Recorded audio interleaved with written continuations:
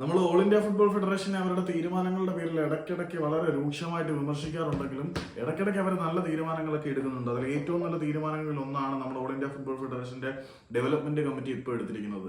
എന്താണെന്ന് വെച്ചാൽ ഇനി സ്റ്റേറ്റ് ഫുട്ബോൾ അസോസിയേഷനുകൾക്ക് ചുമ്മാതെ വെറുതെ പൈസയൊന്നും വാരി കൊടുക്കത്തില്ല.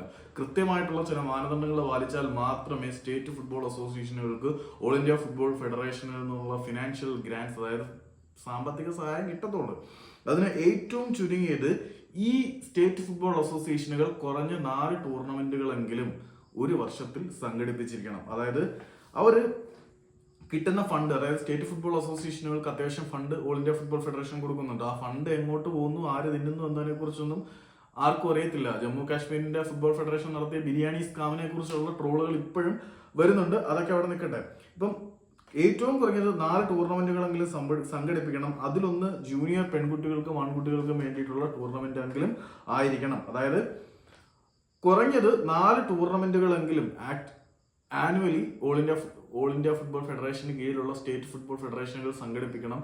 അറ്റ്ലീസ്റ്റ് ഒരെണ്ണമെങ്കിലും ജൂനിയർ ലെവലിലുള്ള ആൺകുട്ടികൾക്കും പെൺകുട്ടികൾക്കും വേണ്ടി സംഘടിപ്പിച്ചിരിക്കണം. അല്ലാത്ത പക്ഷം കിട്ടിക്കൊണ്ടിരിക്കുന്ന ഫിനാൻഷ്യൽ എയ്ഡ് കിട്ടില്ല എന്നുള്ളതാണ് തീരുമാനം.